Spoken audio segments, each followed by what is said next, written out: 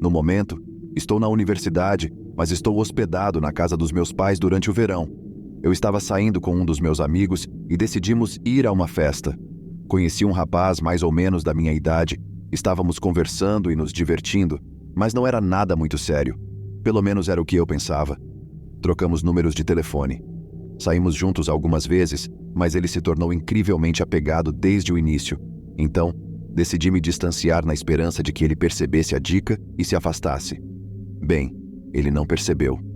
Quando parei de responder, ele me enviou mais de 100 mensagens, sendo que cada mensagem se tornava cada vez mais agressiva com o passar do tempo.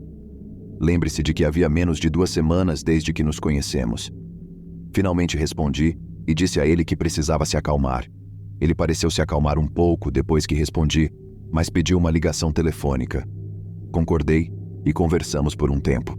Ele me disse que não conseguia parar de pensar em mim, que eu era a melhor coisa que já lhe havia acontecido. Um monte de coisas que são muito intensas para dizer a alguém que você mal conhece. Tentei decepcioná-lo gentilmente, lembrando-o de que eu estava em casa apenas para passar o verão e não estava procurando nada sério além de uma aventura, mas isso só o deixou mais irritado. Ele começou a gritar comigo, a me insultar, a me chamar de vagabunda, basicamente uma reviravolta completa em relação ao que estava dizendo minutos atrás. Então, de repente, o telefone ficou em silêncio. Depois de uma pausa, ele disse em voz baixa: "É melhor você se arrumar porque estou indo aí te buscar." E então desligou o telefone. Isso foi muito assustador, pois ele sabia que meus pais estavam fora da cidade durante a semana e que eu estava ficando sozinha na casa deles. No entanto, ele não sabia onde ficava a casa dos meus pais, porque era sempre eu quem dirigia. E também não conhecia meu amigo, então achei que ele não teria como descobrir. Mais uma vez, eu normalmente moro em um dormitório em outro estado. De qualquer forma, tranquei todas as portas e fechei as persianas por precaução. Depois de um tempo, talvez 1 hora ou mais, adormeci.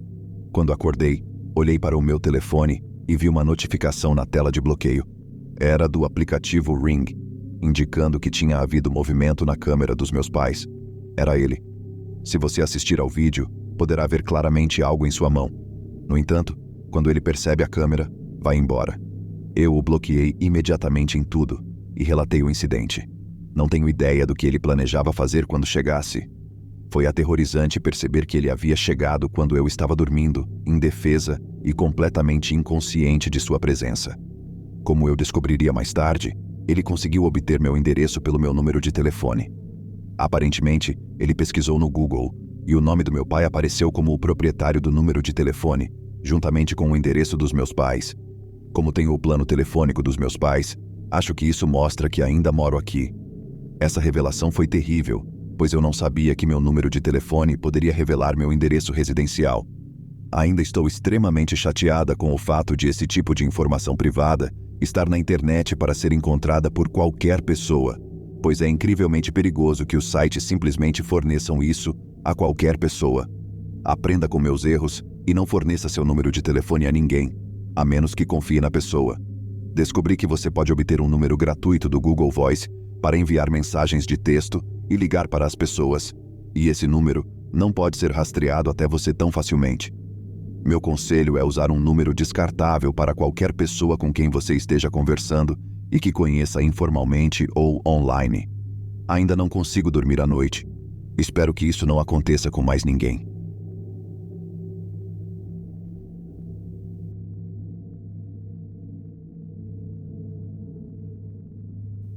Quando eu tinha 17 anos, meu quarto tinha uma janela que dava para o quintal.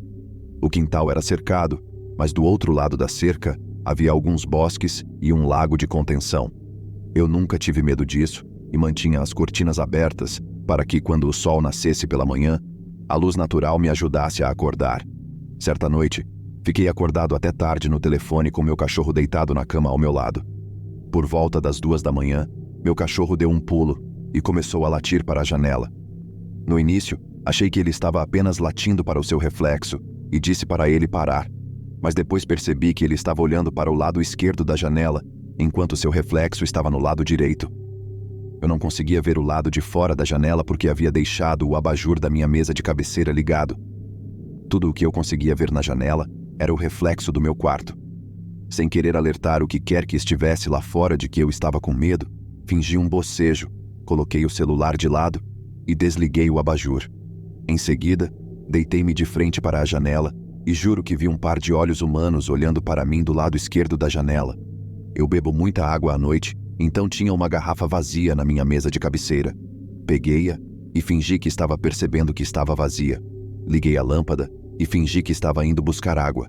Fui para o quarto dos meus pais e meu pai me disse para não me preocupar.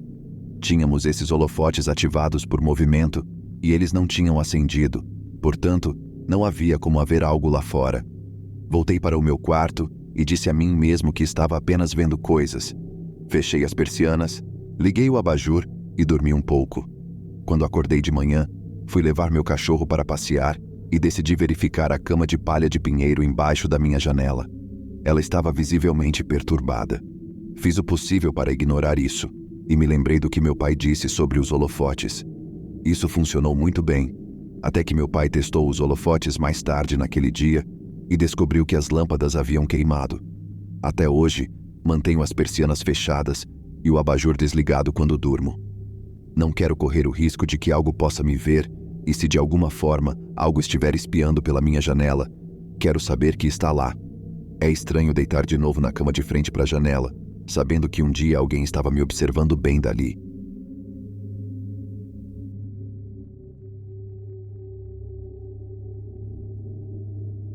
Essa história aconteceu no final da década de 80, quando eu estava em casa em um verão, nas férias da faculdade. Cerca de 2 anos antes, meu pai havia comprado uma casa antiga com a intenção de demoli-la para construir uma nova casa. A casa foi construída em 1916 e, como a maioria das casas construídas naquela época, tinha uma planta baixa pouco convencional. Havia uma sala de estar central e uma cozinha como em qualquer casa normal, mas os 3 quartos eram mais parecidos com apartamentos separados. Cada um tinha sua própria entrada externa separada, um banheiro privativo e uma porta que dava para a sala de estar e a cozinha da área comum. Talvez o local tenha sido originalmente planejado para ser uma pensão ou algo assim. Eu realmente não sei. Outra coisa que era um pouco assustadora na casa era o fato de ser toda de madeira. Os tetos, paredes e pisos eram todos marrons e nada foi pintado ou rebocado. Meu pai era um cara muito legal. Enquanto aguardava as licenças e o financiamento, ele deixou 3 amigos meus morarem lá de graça em troca de vigiarem o local. Eles faziam muitas festas, mas meu pai não se importava, desde que nenhum dos vizinhos reclamasse. Eu mesmo fui a algumas festas lá quando tive a sorte de estar em casa depois da faculdade. Por fim, 2 dos meus amigos se mudaram, deixando meu único amigo lá para cuidar sozinho da casa quase vazia. Ele não era o tipo de pessoa que tinha medo de morar sozinho em uma casa meio vazia, portanto, não se importava com a situação. Uma tarde, eu estava em casa quando o telefone tocou. É o meu amigo, e ele parece apavorado. Ele me diz para ligar para a polícia e encontrá-lo na frente da entrada da casa, mas sob nenhuma condição, entrar. Eu lhe pergunto por quê, e ele me diz que há um palhaço maluco na casa. Aparentemente, ele estava doente com gripe e ficou de cama nos 2 dias anteriores. Quando finalmente se sentiu bem o suficiente para ir à cozinha pegar algo para comer, deu de cara com uma mulher maluca vestida com roupa e maquiagem de palhaço que começou a gritar com ele. Foi então que ele saiu correndo da casa e me ligou em pânico de um posto de gasolina próximo. Chamei a polícia e dirigi até a casa, que ficava a cerca de 3 quilômetros de distância. Encontrei meu amigo na calçada da frente e ele estava muito abalado. Peço a ele que descreva o que viu e ele continua dizendo que há uma mulher palhaça louca na casa. Peço detalhes mais específicos e ele a descreve como se estivesse vestida com uma roupa branca de palhaço e com maquiagem vermelha espalhada por todo o rosto. Ele ainda está um pouco doente, por isso está com uma aparência muito ruim e, sinceramente, também está me assustando. Não havia a menor chance de eu entrar naquela casa para investigar a história dele. Depois do que parece ser uma eternidade, um policial aparece. Meu amigo lhe conta exatamente a mesma história. O policial então entra na casa enquanto esperamos do lado de fora. Após cerca de 5 minutos, ele sai escoltando uma mulher palhaça maluca que se parece exatamente com a descrição do meu amigo. Ela tem cabelos castanhos rebeldes e desgrenhados e está vestindo um macacão estranho, folgado, de uma peça só, todo branco. O que era realmente perturbador, porém, era seu rosto. Ela tinha um tubo de batom que espalhou grosseiramente em suas bochechas vermelhas em uma tentativa fracassada, suponho, de fazê-las parecer rosadas. Embora nós dois estivéssemos assustados, o policial achou hilário. A palhaça alegou que a casa era dela e nos acusou de estarmos usando drogas e invadindo sua propriedade. Quando o policial lhe disse para entrar na parte de trás da viatura, ela o avisou que tinha amigos poderosos na Tinseltown que o demitiriam. Quando ele volta para falar conosco, diz que não pode prendê-la por invasão de domicílio porque a casa está meio abandonada. Ele disse que o melhor que poderia fazer era levá-la a alguns quarteirões de distância e esperar que ela não voltasse. Isso, é claro, nos deixou ainda mais assustados. Felizmente, porém, quando eles verificam seus antecedentes, descobrem que ela tem um mandado de prisão pendente e que, em vez disso, iria para a cadeia. Essa foi a última vez que a vimos. Quando voltamos para a casa, encontramos todos os tipos de coisas malucas escritas nos armários da cozinha com o mesmo batom vermelho que ela passou no rosto. Havia também um peixe de 10 dias na geladeira que meu amigo nunca chegou a comer e que ela cozinhou no fogão e comeu. O mais assustador, porém, foi o fato de essa mulher maluca ter ficado na mesma casa que meu amigo por pelo menos um dia, enquanto ele estava doente e meio delirante na cama com febre. Ela provavelmente era inofensiva, mas quem sabe o que ela teria feito se o encontrasse enquanto ele estava dormindo. Sua porta estava destrancada o tempo todo. Felizmente, até onde sabemos, ela nunca o fez.